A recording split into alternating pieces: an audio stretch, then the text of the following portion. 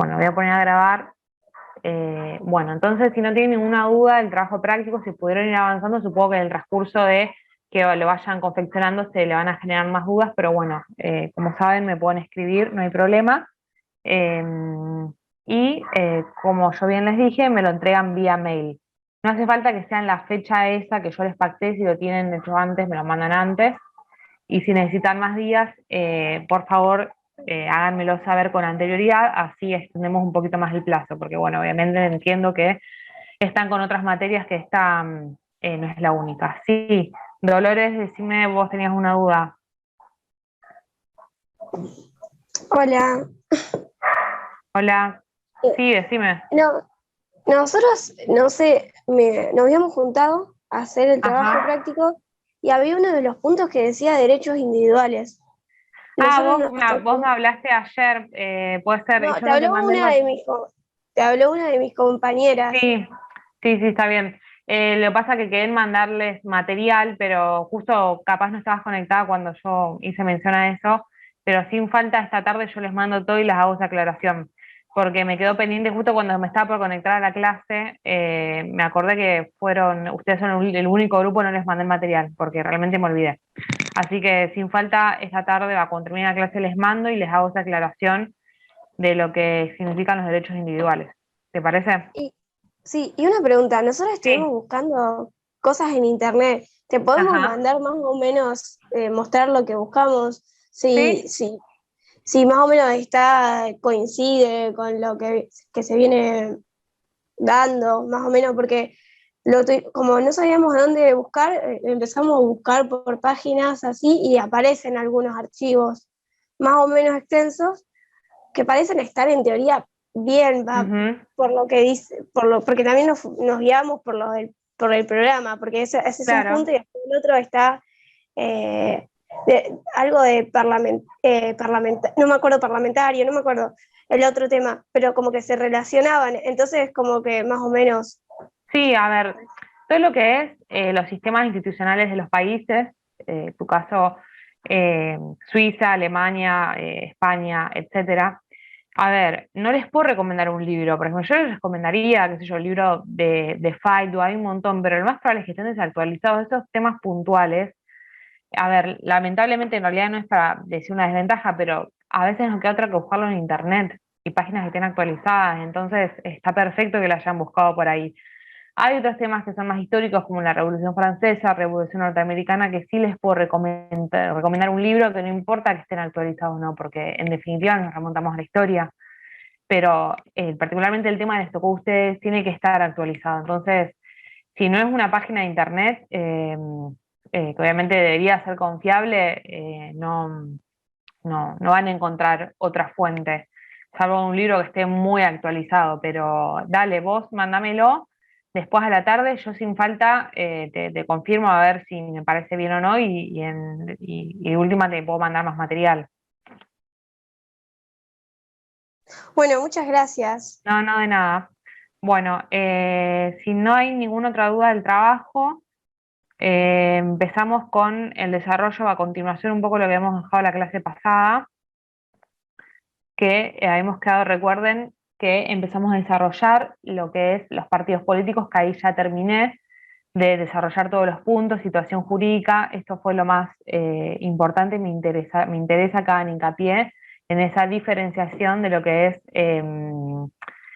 la situación jurídica del partido político, estos temas de examen, y después empezamos a desarrollar, recuerden, el concepto de lo que es el sufragio y la naturaleza jurídica, ahora lo vamos a retomar. Voy a compartir el Power que hice para hoy. A ver si me deja. Ahí está. No, esta es la última diapositiva. Entonces, a ver, ¿recuerdan más o menos cuál es la definición de sufragio? Eh, su diferenciación con lo que es el ejercicio real del voto. ¿Se acuerdan más o menos de lo que estuvimos hablando? ¿O qué piensan ustedes que es sufragio? ¿Cómo lo definirían? Más allá de la definición que hay en el libro, ¿no? Tengo una pequeña copia, profesora, que dice, bastante corta, Ujú. dice, sufragio es un derecho. Bien. Y otra postura dice que no. La primera posición dice que es propia de cada individuo y tiene incorporado este derecho, ¿no? Según Rousseau. Claro, muy bien. Eso sería lo que es la diferenciación entre las dos teorías de lo que tiene que ver con la naturaleza jurídica del sufragio. Pero está Es el perfecto eso. medio para elegir a los representantes del Estado. Claro, es un medio para elegir a representantes del Estado. Muy bien, perfecto. Esa es una Y de las definiciones, sí. para expresar opiniones políticas respecto de algunas cosas como la consulta popular, ¿no? El Ujú. referéndum. Muy bien, Rocío, perfecto. Esta es la definición que nos da Natale y estas son distintas formas, como vos bien dijiste, de expresar la voluntad a través de las diferentes formas de democracia semidirecta. Esto lo relaciono también con, ¿cómo se llama la alumna que habló recién, que tiene el tema de Suiza? Bueno, van a ver cuando vean este sistema suizo que todas estas formas de democracia semidirecta también se van a llevar a cabo, desarrollar a nivel cantonal, o sea, porque en Suiza todo el territorio se divide en cantones, pero bueno, después ustedes cuando se pongan ya a desarrollar de lleno su trabajo se van a dar cuenta y van a comprender un poco más cuando hablen de lo que es la democracia semidirecta, ¿no? Entonces, como bien dijo la compañera, y retomando un poco lo de la clase pasada, entonces decimos que el sufragio es el medio que dispone cada persona para elegir a los distintos componentes de los órganos del Estado. Esto es una definición, que es la que nos da Natale en el libro, pero existen varias, prácticamente todas con el mismo fin, como utilizan esta palabra que es el medio, ¿no? Que tiene cada persona, pero bueno, esta es una definición, no significa que ustedes tengan que sí o sí atenerse a esta, sino que hay varias, pero bueno, la idea es que ustedes tengan en cuenta que este sufragio tiene que ver con el medio que tiene cada persona para elegir a todos los integrantes que después van a ejercer un cargo y van a ocupar los órganos del Estado, ¿no? Como bien dijo la compañera, también puede servir este sufragio, esta palabra sufragio, puede servir para expresar una determinada opinión política. Y ahí nos vamos a lo que son las formas de democracia semidirecta. Puede ser un plebiscito, consulta popular, cuando, por ejemplo, un ciudadano es convocado para expresarse respecto a una opinión o una cuestión determinada. También, por la otra parte, tenemos lo que es el referéndum, cuando una cuestión es sometida a referéndum para ver si sigue vigente o no, sobre todo lo que tiene que ver con una determinada ley, y la iniciativa popular tiene que ver con cuando se requiere una determinada cantidad de firmas para poder presentar un proyecto de ley, por ejemplo, al Congreso para su tratamiento, ¿no? Estas son distintas formas también de caracterizar o definir lo que es el sufragio. Nos vamos, esto ya es repaso, seguimos con el repaso de lo que fue la clase pasada. Tenemos dos posiciones, esto es tema de examen también. De hecho, seguramente rindamos de manera virtual, esta pregunta siempre yo la incluyo. Aparte, por ahí a veces muchos la pasan por encima y es importante diferenciar o conocer cuáles son las diferentes teorías que hacen a la naturaleza jurídica del sufragio. A ver, por un lado, una postura dice que el sufragio es un derecho que está incorporado al individuo, incluso que es anterior a la creación del Estado. Esta teoría es muy distinta a la otra que dice que el sufragio es una función, que dice que el sufragio o la soberanía surge con la propia organización estatal y que no es anterior al Estado. En cambio, el sufragio como derecho dice que la soberanía que el sufragio, perdón, es una expresión de la soberanía popular. ¿Y quién fue el principal exponente de esta postura? Fue Rousseau. Lo que Rousseau dice es que el individuo como componente del grupo social es soberano y que no reconoce a nada por encima de él. Entonces, ¿qué dice? Que al sufragio, como el individuo es soberano y no reconoce a nada por encima de él, entonces el sufragio es universal, o sea, la consecuencia es la universalidad del sufragio. Como yo les dije la clase pasada, ustedes tienen que saber diferenciar que no es lo mismo que se regula el sufragio que se lo limita, ¿no? Al sufragio se lo puede limitar por cuestiones de índole económicas o religiosas o puramente raciales o incluso sexuales, ¿no? En cambio, la regulación del sufragio tiene que ver con que determinadas personas, por ejemplo en el caso de nuestro país, personas menores de 16 años no podrían ejercer el derecho al voto, ¿no? Y esto no es una limitación, sino que es una regulación y es característica propia de esta postura que dice que el sufragio es un derecho. En cambio, la otra postura dice que el sufragio es una función. El principal exponente, acá tenemos a Sieyès, que él decía que la soberanía no reside en cada uno de los individuos, sino que reside en la Asamblea Nacional. Recuerden cuando dimos la doctrina francesa de la representación, tiene que ver con aquella teoría, es decir, que la soberanía no va a residir en cada uno de los individuos, sino directamente en la Asamblea Nacional. Entonces, esta teoría lo que hace es criticar a la anterior, porque dice, ¿cómo puede ser que a la hora del voto unos ganen y otros pierdan, ¿no? Entonces lo que va a decir es que solamente van a poder ejercer el derecho a voto, solamente van a poder ejercer el sufragio aquellas personas a quienes la Constitución o la ley determinen que tienen ese derecho. Todas aquellas personas que no están incluidas en la ley o en la Constitución directamente no pueden votar. La consecuencia es que el sufragio entonces va a ser limitado, a diferencia del anterior que dice que el sufragio es universal. Ahí se entiende más o menos de estas dos posturas. Es importante que la tengan bien clara. ¿Quiénes son los exponentes de cada uno y por qué? Ustedes lo pueden relacionar con el sufragio, que ahora vamos a ver cuáles son los caracteres del sufragio. El sufragio puede ser universal o limitado, y de ahí ustedes pueden asociar cada una de estas teorías. Cuando hablamos de sufragio universal, estamos hablando de sufragio como un derecho. Y cuando es limitado, es ya directamente una función, que surge la soberanía con la organización estatal y que reside en la asamblea, no en los individuos. ¿Se entiende más o menos? Es importante, o sea, por ahí lo reitero y es un repaso ya lo de la clase anterior porque me interesa que lo sepan diferenciar y lo tengan claro, si bien lo más probable es que rindan con multiple choice y en definitiva por ahí este tipo de examen es un poco de suerte, aunque yo no, algunos piensan así, yo no creo que sea tan así, pero bueno, me interesa que lo sepan diferenciar. Este PowerPoint ya está subido al campus, así que también lo pueden estudiar de ahí si les parece más fácil.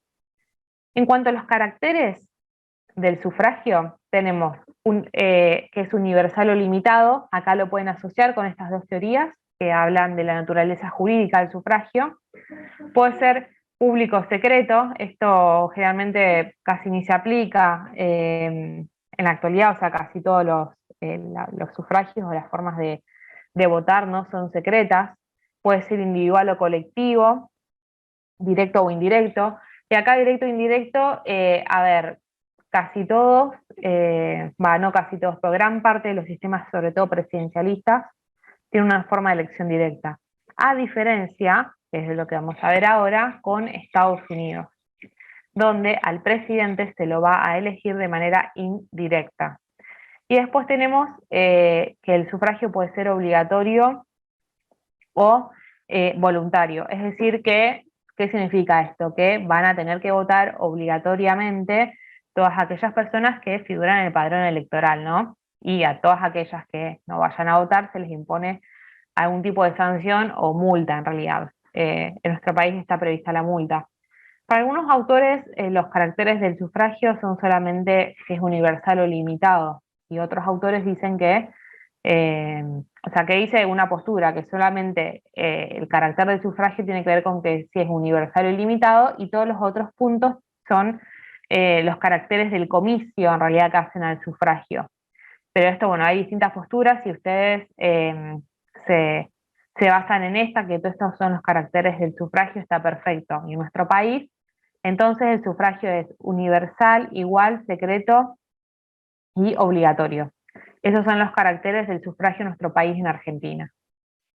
Ahora, si bien el programa en realidad no lo dice, me pareció interesante, como yo les vengo adelantando, cómo se elige al presidente de Estados Unidos. Yo creo que esto necesariamente tienen que saberlo. Por ahí con el correr de los años me doy cuenta que por ahí muchos alumnos no, si bien es algo esto propio de lo que es el sistema institucional de Estados Unidos de la segunda parte, yo creo que no puedo dejar de hacer mención de cómo se elige al presidente de Estados Unidos, más que nada para que lo diferencien de cómo se lleva a cabo en nuestro país.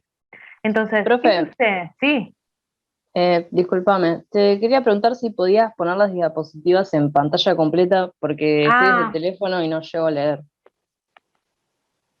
¿cómo hago? No entiendo, pero ¿cómo aparecen? Creo que es en presentar Ah, a ver, diapositivas. abajo puede ser, Sí, creo que así, sí. a ver, usted dígame, pues yo estoy la tecnología, ahí puedo estar mejor. Ahí va, Ahí va, gracias. bueno.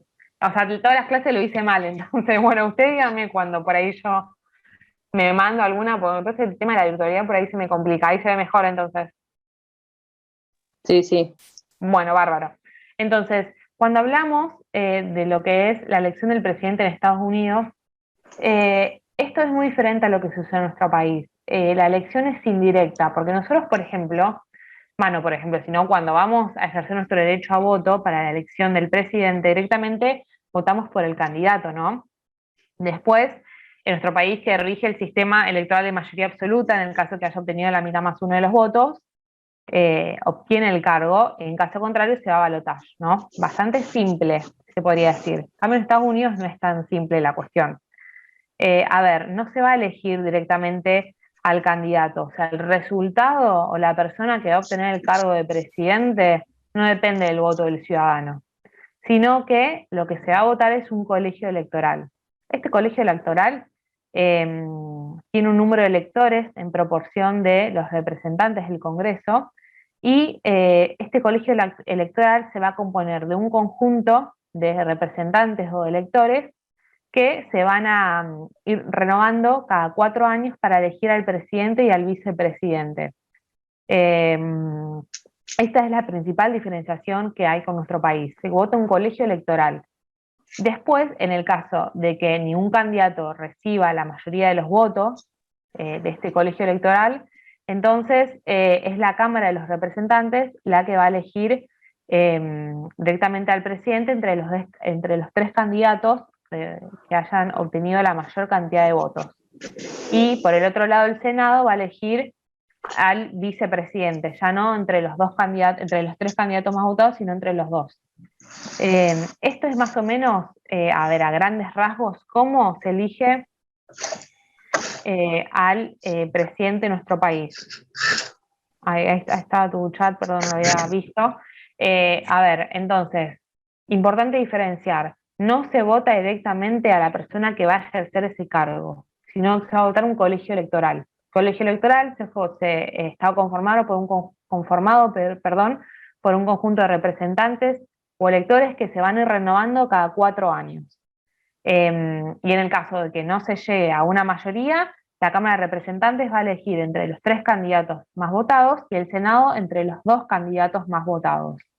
No es tan complicado, pero sí me pareció interesante agregarles estas diapositivas, esto no está en el libro, para que sepan diferenciar o ver bien cómo se elige al presidente de Estados Unidos y qué tan diferente es nuestro país, ¿no? Después, a ver, ¿quiénes no pueden votar? Esto no está incluido en el programa, tampoco está en el libro. Yo me remití directamente a lo que es nuestro Código Nacional Electoral. Me pareció más que nada interesante o sea, lo puse así en ítems para que veamos más o menos que esto no tiene que ver con una limitación del sufragio, porque en nuestro país el sufragio no es limitado, sino tiene que ver con una regulación de lo que es el sufragio, ¿no? Porque como bien les mencioné al inicio de la clase, en nuestro país rige la universalidad del sufragio, pero hay determinadas personas que no pueden votar según nuestro Código Nacional Electoral. Ellos son los dementes declarados en juicio, los condenados por delitos dolosos a pena privativa de libertad, los condenados por faltas previstas en las leyes nacionales, por los juegos prohibidos, después los declarados rebeldes de una causa penal, los inhabilitados, y los que ya a grandes rasgos, en realidad en una cuestión bastante más amplia, los que en virtud de otras prescripciones legales y reglamentarias están inhabilitados para el ejercicio de los derechos políticos. Esta última cuestión es como bastante más amplia, pero bueno, después me faltó, no sé si está los menores, que bueno, eso es como ya bastante obvio, menores de 16 años, ¿no? Después, el voto joven, acá tenemos, esto es algo bastante reciente, es una ley que salió en el año 2012, se promulgó, perdón, en el año 2012, es decir, los argentinos nativos y por opción desde los 16 años son considerados electores. Esto es algo bastante reciente, que no está incluido tampoco en el programa, pero me pareció... perdón que me están pidiendo el link de la clase de hoy, por eso estoy... bueno, entonces, este tema del voto joven, a partir del año 2012, los argentinos nativos y por opción, a partir de los 16 años, entonces pueden votar. Pero, a diferencia de aquellas personas que ya tienen la mayoría de edad de 18 años, los de 16 en realidad no tienen obligación de votar como el resto de los electores. O sea que en caso de no hacerlo, no se les aplica ningún tipo de multa o un perjuicio de tipo económico, ¿no? A diferencia de aquellas personas que sí tienen la obligación de votar. Esto es algo extra que yo lo quise agregar para tener más o menos una noción. Después, esto es importante. ¿Y por qué es importante? Porque muchos confunden lo que es la organización del cuerpo electoral con los sistemas electorales. Esto sáquenselo de la cabeza, que no es lo mismo. Sobre todo, a ver, ahora que estamos en esta modalidad o en esta, sí, que se rinde de manera online, multiple choice, por ahí es mucho más difícil que se confundan. Pero sí nos ha pasado, cuando se rinde de manera presencial, en el examen escrito, generalmente son 10 preguntas, por ahí nosotros incluimos una pregunta que tiene que ver con los sistemas electorales y me van y me responden uninominal y plurinominal, perdón, que son dos cosas totalmente distintas. Entonces, presten atención a esto, que es bastante sencillo, pero no sé por qué lo confundan. Tenemos por un lado lo que tiene que ver con la organización del cuerpo electoral, ¿no? Cuerpo electoral puede ser, a ver, si a ustedes les resulta mucho más fácil comprenderlo así, cuando decimos que está organizado de manera uninominal, se tiene a la cabeza la elección del presidente. ¿Por qué? Porque nosotros cuando vamos a ejercer el derecho a voto, si bien hay obviamente distintas boletas de los diferentes partidos políticos, el cargo a cubrir va a ser uno solo. Esto es el típico ejemplo de la elección del presidente, como yo bien acá les estoy poniendo como ejemplo, ¿no? El elector o la persona que va a ejercer ese derecho a voto va a votar por un solo candidato, o sea, todo el país va a ser un único distrito. Esto es importante, que es sencillo, pero no sé por qué lo confunden. Entonces, como yo acá bien les puse en el Excel en el PowerPoint, perdón, todo el país va a ser un único distrito. Puede haber boletas con distintos partidos políticos, pero el candidato es uno solo. Ejemplo típico, elección del presidente. Después tenemos que la organización del cuerpo electoral puede darse de manera plurinominal. O sea, ya el país no va a transformarse en un único distrito, sino que se va a dividir en varios distritos y cada provincia pasa a ser un distrito, ¿no? Entonces acá tenemos el típico ejemplo de lo que es la elección de los diputados. O sea, va a haber, por supuesto, distintos boletas con distintos partidos políticos, pero con diferentes cargos a cubrir, ¿no? Hay una división de distritos y en cada uno de ellos va a haber una lista distinta. Esto lo pueden relacionar con, como yo acá bien le digo, la elección de diputados, la elección de senadores. Es bastante sencillo diferenciar estos dos, pero lo confunden. Después, lo importante, sistemas electorales, me interesa detenerme un poco en esto. ¿Se entiende más o menos hasta acá? Naturaleza jurídica, la organización del cuerpo electoral. Ahora vamos a los sistemas electorales, los que rigen hoy en día en nuestro país. Tenemos, en nuestro país va a regir lo que es la mayoría absoluta, pero con anterioridad, por mucho tiempo, se llevó a cabo o se desarrolló como forma de elegir lo que es la mayoría simple. Y esto lo pueden relacionar con, si quieren relacionarlo con uno de los dos organizaciones del cuerpo electoral, lo relacionan con lo que es el sistema uninominal, ¿no? A ver, lo que sucede con este sistema electoral, con la mayoría simple, es que con un solo voto obtengo ya la banca, obtengo ya el cargo a cubrir. O sea, o gana A o gana B, no hay otra opción. Después, o sea, la totalidad de los cargos a cubrir se van a asignar a la lista o al partido que haya obtenido la mayor cantidad de votos, indistintamente qué cantidad obtuvo. Uno obtuvo 10 y el otro 11, gana el que obtuvo 11 votos. Es así, no importa que sea, no se exige un determinado porcentaje de mayoría o una determinada cantidad de votos. Ya con que tenga un voto más, se le asigna esa banca a ese partido político, a esa persona que va a ocupar ese cargo que realmente pertenece a un partido político determinado. Esto es lo que representa lo que es la mayoría simple. En la Argentina se practicó desde el 1853 hasta la reforma de 1912, como yo bien les dije, con anterioridad se utilizaba este sistema en nuestro país, y este sistema es tradicional también en Inglaterra para lo que es la integración de la Cámara de los Comunes. En Inglaterra está la Cámara de los Lores y la Cámara de los Comunes, pero bueno, este sistema, si quieren les menciono algún ejemplo, es característico de Inglaterra para la integración de la Cámara de los Comunes.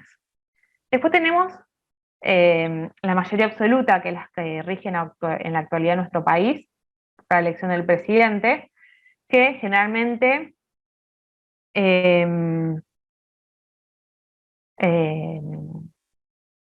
perdón, que me está hablando otro alumno que no tiene el link para entrar a la clase. Después tenemos la mayoría absoluta, que es la que rige en la actualidad en nuestro país para la elección del presidente, donde se va a asignar el cargo a cubrir a aquella persona, a aquel representante que haya obtenido la mitad más uno de los votos. En el caso de que no haya obtenido la mitad más uno de los votos, se va a ir a una doble vuelta a un balotaje entre los dos candidatos que más votos hayan obtenido. Este sistema del balotaje tiene su origen en Francia, fue utilizado, en Argentina se aplicó por primera vez en 1973 para elegir presidente, senadores, incluso gobernadores de las provincias. También se aplicó a nuestro país en 1973. Entonces, a diferencia de lo que es la mayoría simple, para obtener un cargo determinado se requiere la mitad más uno de los votos. Esto seguramente ya lo deben saber, y en el caso de que no se obtenga, se va a una doble vuelta o balotaje entre los dos candidatos que hayan obtenido mayor cantidad de votos. Después ya nos vamos a algo un poquito más complicado, que son los sistemas de representación proporcional y de voto restringido o lista incompleta. Sistema de representación proporcional y de lista incompleta o restringido, ambos lo que van a hacer es asegurar la representación de las minorías, pero tienen un par de características o diferencias que ahora se las voy a mencionar. Por un lado tenemos el sistema de representación proporcional. Este sistema consiste en distribuir la cantidad de cargos a cubrir en forma proporcional, a los votos obtenidos por cada partido. Hay dos sistemas bastante utilizados o técnicas de aplicación más difundidas de este sistema.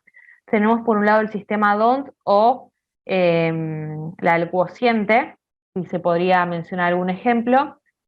Y estas formas de aplicación o técnicas de aplicación más difundidas tienen que ver con que, digamos, la totalidad de los cargos a cubrir, a ver, ¿cómo se los explico para que lo puedan entender y no se confundan? A ver, el sistema del cociente consiste en dividir la totalidad de los votos emitidos por la totalidad de los cargos a cubrir. Entonces se divide la totalidad de los votos emitidos por la cantidad de todos los cargos a cubrir. Ese resultado es la cifra repartidora, ¿no? Entonces, Después se dividen los votos que haya obtenido cada partido por esa cifra repartidora.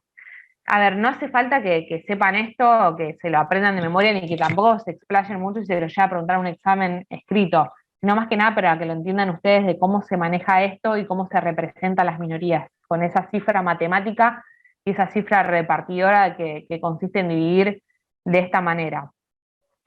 Y así, digamos, tantas veces se divide como el número de sufragios de una lista que comprende ese cociente. Pero, a ver, lo que más me interesa que sepan de este sistema de representación proporcional es que los cargos se distribuyen de manera proporcional a los votos obtenidos por cada partido.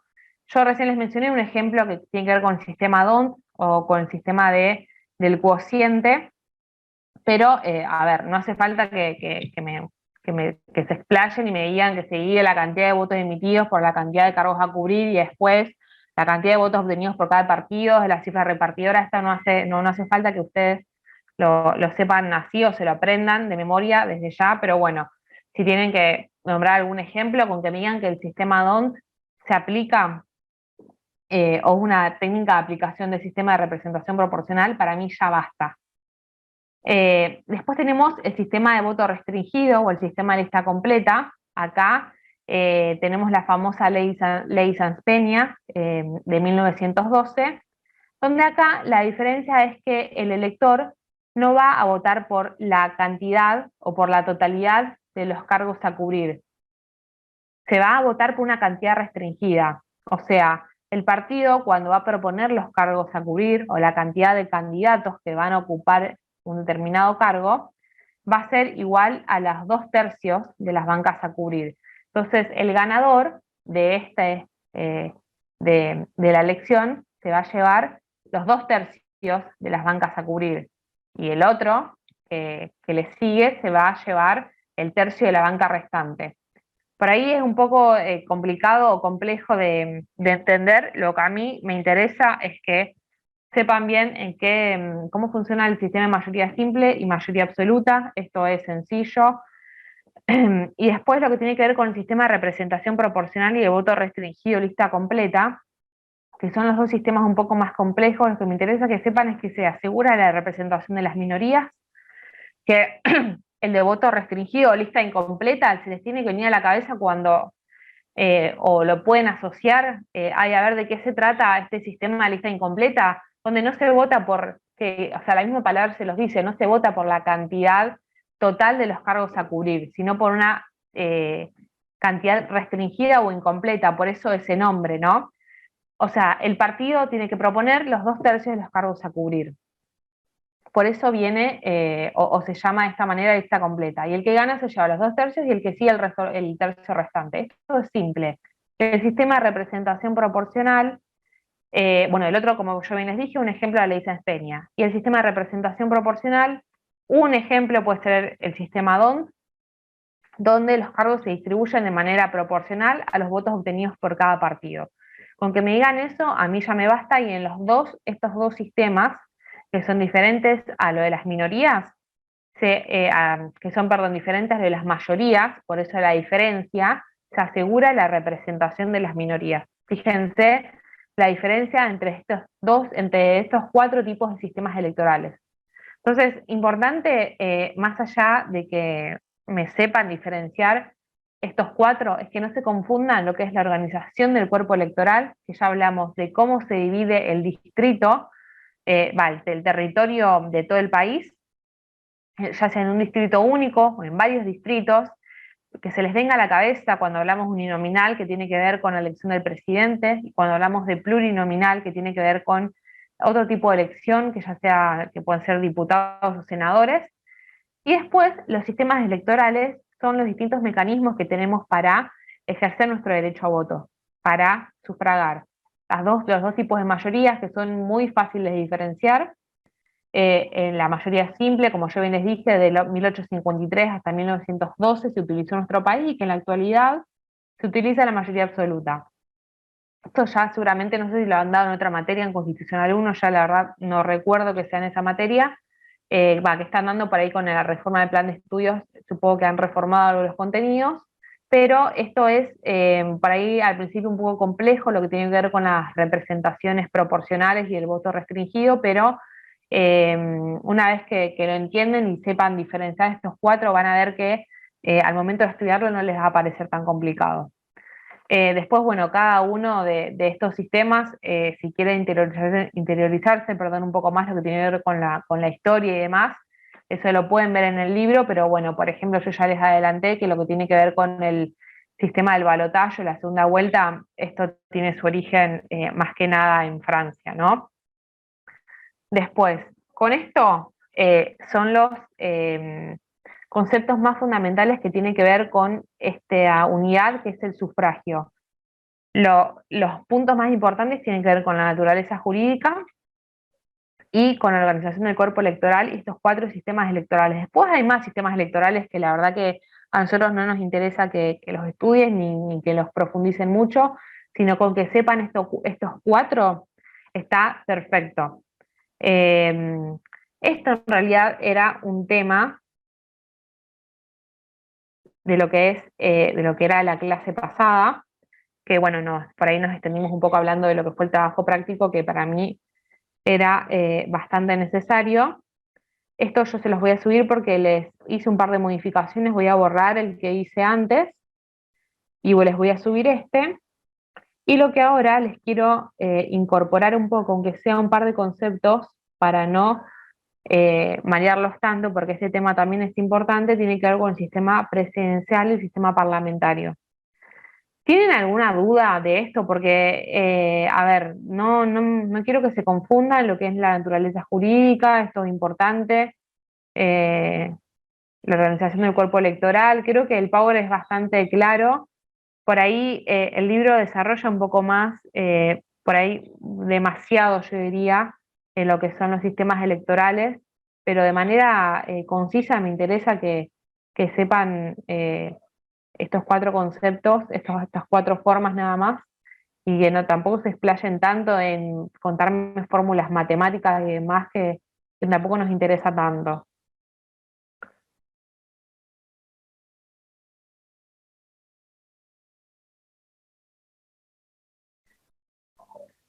Bueno, se entendió bien, perfecto. Vamos ahora a desarrollar un poco lo que tiene que ver con sistema presidencial y sistema parlamentario, aunque sea para ver los caracteres de cada uno, porque son temas bastante importantes estos, que después incluso, sobre todo cuando vamos entrando ahora a lo que son los sistemas parlamentarios y presidencial, que les va a servir mucho a aquellos que tienen que desarrollar los que son los sistemas institucionales de los países. Y ahí van a entender por qué un sistema es presidencial y por qué parlamentario, que de hecho a la mayoría le va a tocar parlamentarismo, pues son casi todos países europeos los que forman parte de la segunda parte de la segunda parte del programa. Sí, es así. Bueno, a ver, tengo acá el otro Power que voy a ir a pantalla. A ver, creo que era ahí.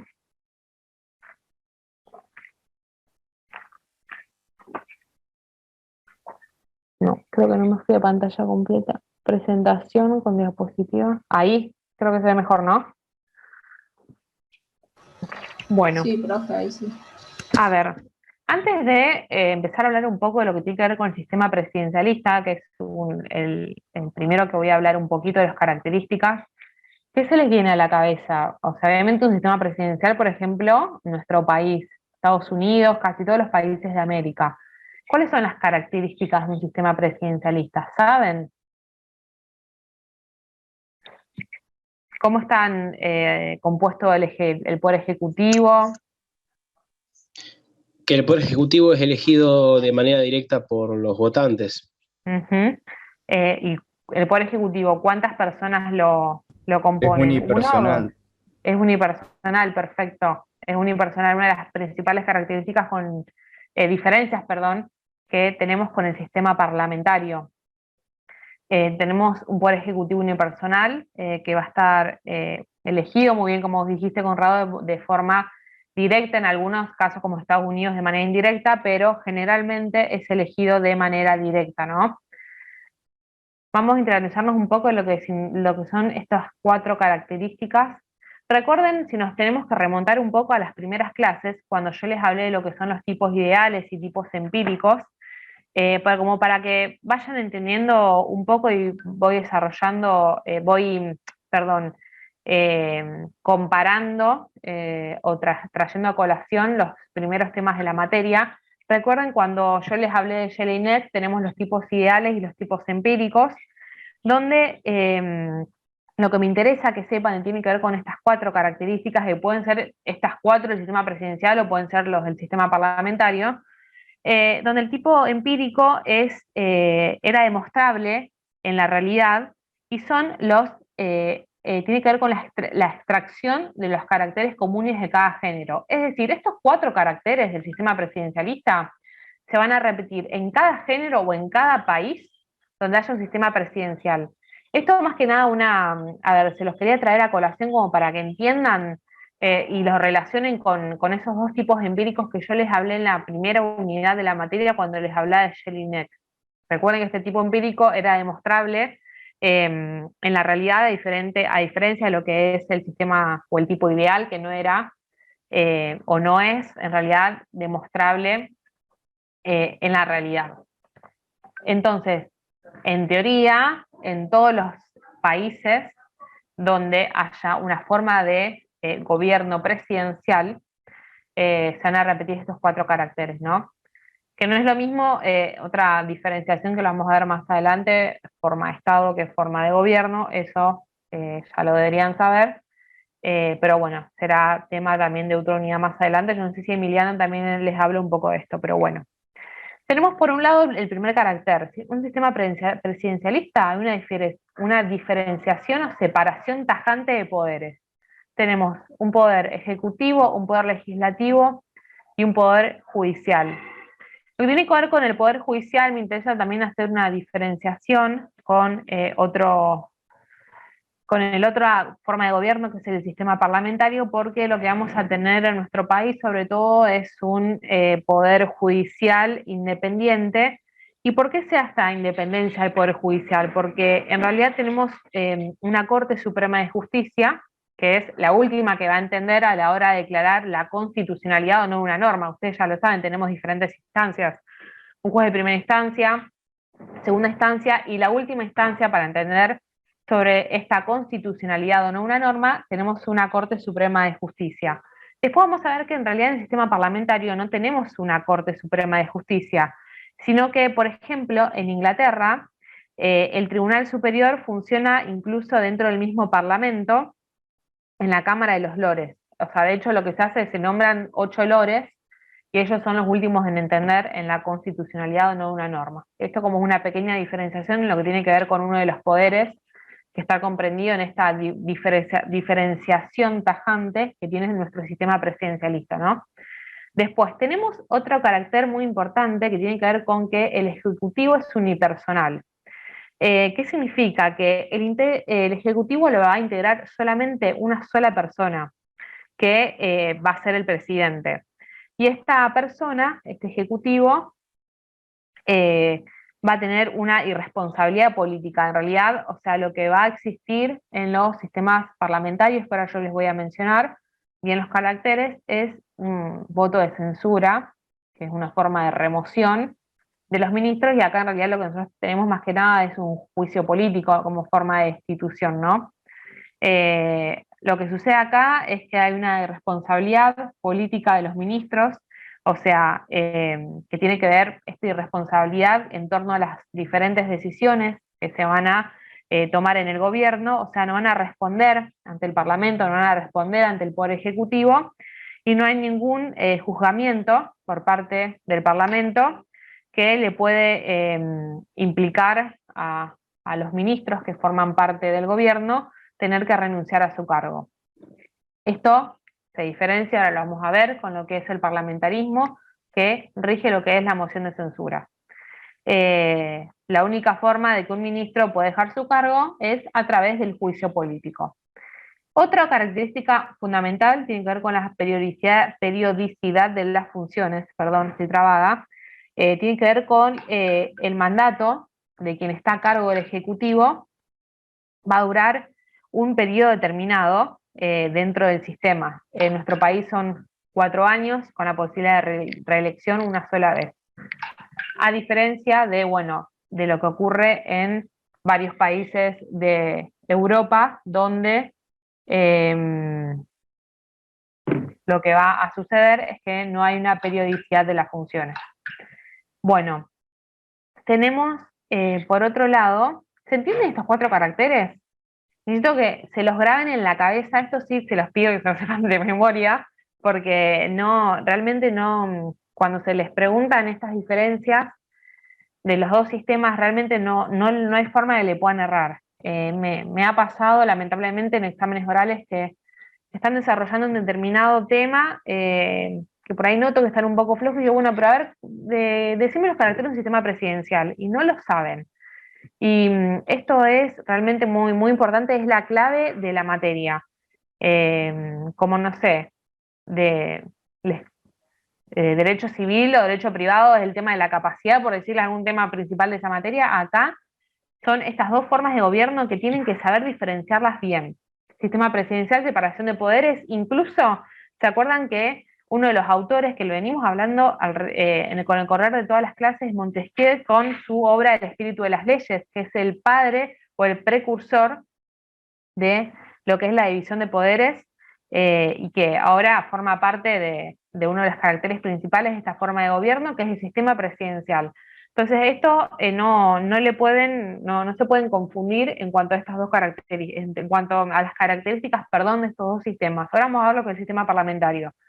Sistema presidencial, por favor, no se confundan, separación de poderes por ejecutivo, legislativo y judicial, la independencia del poder judicial, donde el poder ejecutivo, o sea, el presidente, el poder ejecutivo lo va a formar una sola persona, que es el presidente, y los ministros no van a tener ningún tipo de responsabilidad frente al Parlamento. La única forma de removerlos es el juicio político. No hay moción de censura acá. Y lo que tiene que ver con la periodicidad del Poder Ejecutivo, sobre todo, valga la redundancia, hay una periodicidad en su función, que cada país obviamente tendrá su extensión. En nuestro país son 4 años, posibilidad de reelección una sola vez. A ver, quiero ver si se me escapa algo de lo que tiene que ver con esto. Bueno, como yo les dije, Montesquieu, uno de los autores más importantes. Si tienen que nombrar un autor que fue precursor de este sistema, Montesquieu, sobre todo lo que tiene que ver con el carácter de la separación de poderes. Igual, obviamente, en su obra no nos va a hablar de un presidente, sino que nos va a hablar de un rey controlado, en realidad, porque en esa época todavía no se habla de presidente, pero sí fue el precursor de esto, e incluso varias constituciones que hoy tenemos hoy en día, muchas constituciones, las que tenemos hoy en día, toman varios conceptos de esta obra de Montesquieu. Fíjense cómo influyó en lo que es el desarrollo de toda la normativa. Son nuestros 4 caracteres. Bien, sistema parlamentario, muy, muy distinto a lo que es el sistema presidencial. Les diría prácticamente casi lo opuesto. Tenemos, por un lado, un sistema de colaboración de poderes, ya no hay un sistema de separación de poderes. No hay una separación tajante como en el sistema presidencialista entre lo que tiene que ver con el órgano ejecutivo, legislativo o judicial, sino que hay un sistema de colaboración o correlación permanente entre los 3 poderes. Acá el órgano ejecutivo no va a ser unipersonal, sino que va a ser dual.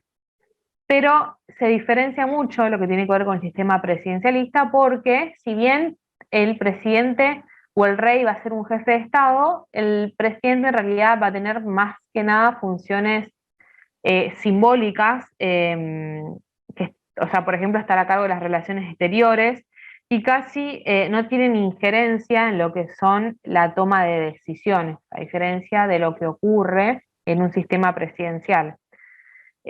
Otra característica también a diferencia de lo que sucede en el sistema presidencial es que son irresponsables políticamente.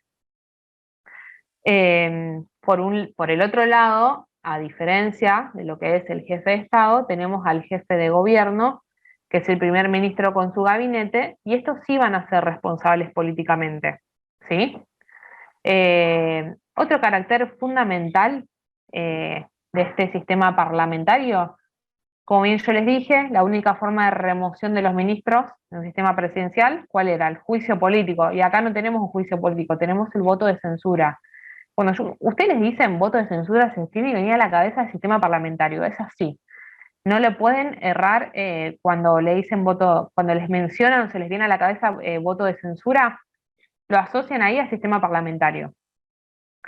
¿Qué significa este voto de censura? Tan característico en varios países, sobre todo de Europa, ¿no? O sea, es la posibilidad que tiene el Parlamento de plantear su desacuerdo con el primer ministro y su gabinete sobre determinadas decisiones políticas o sobre determinadas cuestiones que hacen al gobierno, ¿no? Entonces, hay dos formas de remover a este primer ministro. Tenemos un voto de censura clásico y un voto de censura constructivo.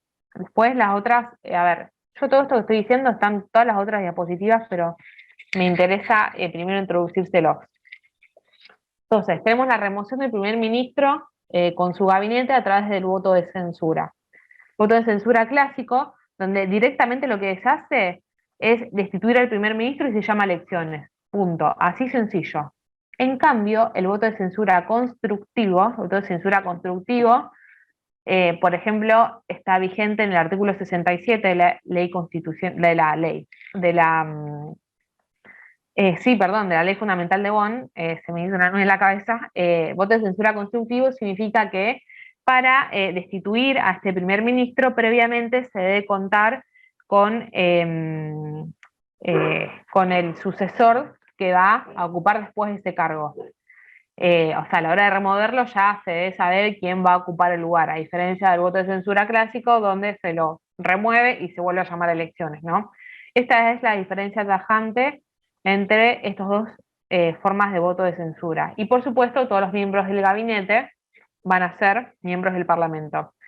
Son estas 5 características. De vuelta, vamos a lo que es el tipo empírico. Estas características se van a repetir en lo que son todos los sistemas parlamentarios, sobre todo no, casi todos los países de Europa, con excepción de Francia, que hablamos ya de un parlamentarismo híbrido o semipresidencialismo, ya cuando al grupo que le toque este sistema les van a saber de qué estoy hablando. Ahora yo ya me adelanté, pero bueno, se los desarrollé mejor en la otra diapositiva, sistema de colaboración de poderes. No hay una separación tajante como en el sistema presidencial. El poder ejecutivo, como bien les dije, hay dos, a diferencia del sistema presidencial, donde tenemos un presidente o un rey, y después el jefe de gobierno, un primer ministro con su gabinete. Estos últimos son responsables y los primeros no son responsables. Tenemos el voto de censura. El Parlamento plantea su desacuerdo con el primer ministro sobre determinadas decisiones políticas que se hayan tomado y se procede a destituir a este primer ministro. ¿Cómo se destituye? Ya sea llamando de vuelta a elecciones o ya eligiendo con anterioridad quién va a ser el sucesor que va a ocupar este cargo, ¿no? Vos paso así rápido, porque yo ya los dije y tampoco quiero ser tan reiterativa porque me van a odiar. Y el constructivo, bueno, ya se tiene que tener previamente previsto quién va a ser su sucesor.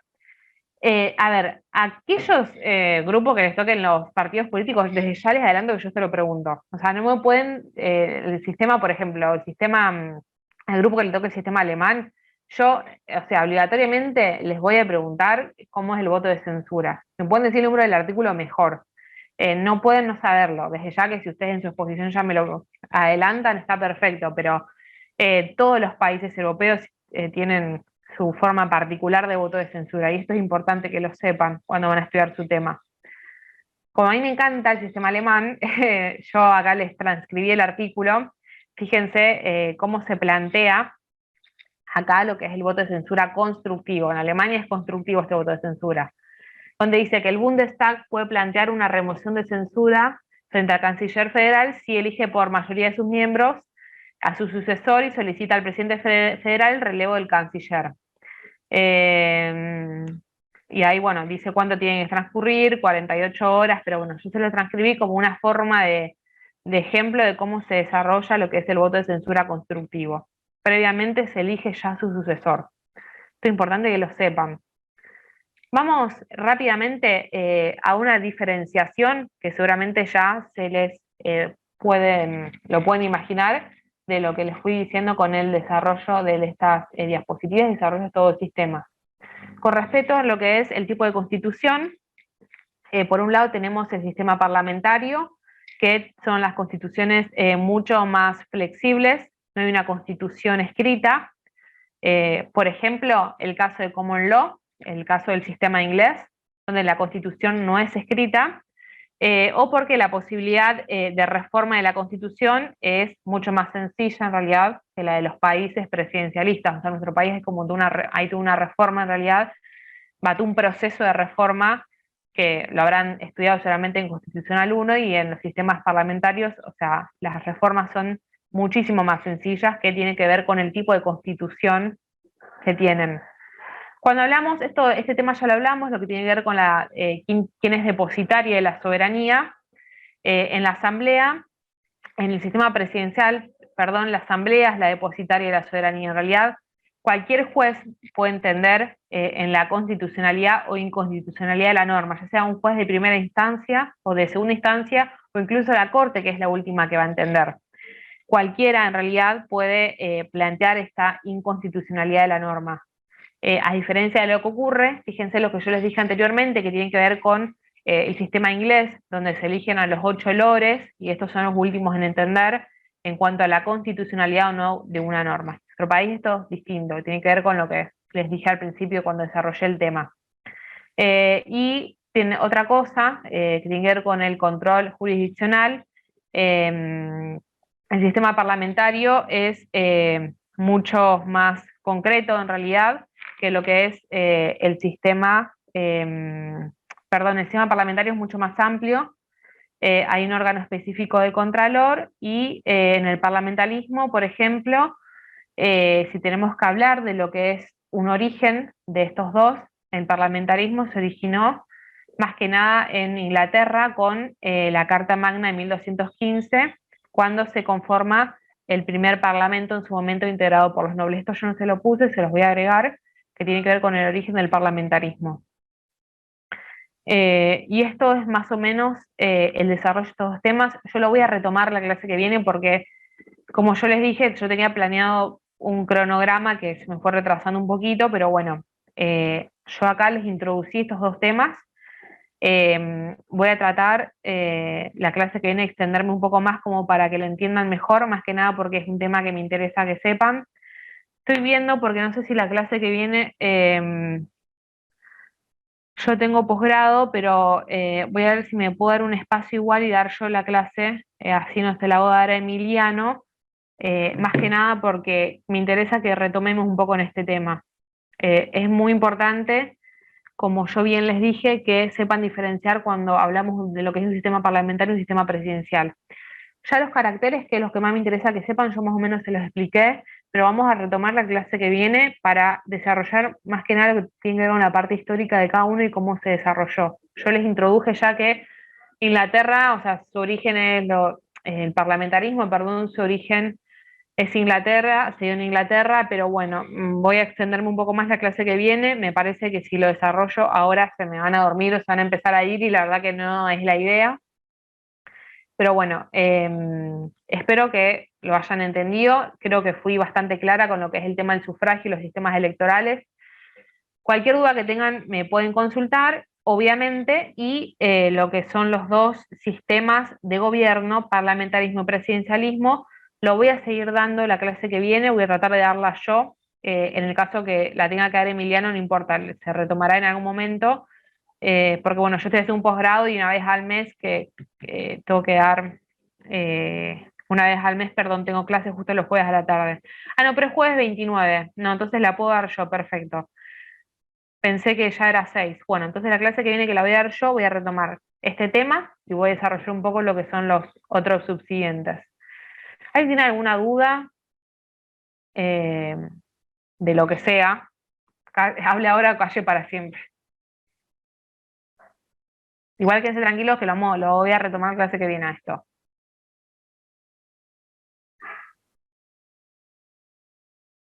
Nadie tiene ninguna duda, ¿entendieron todo? Entonces,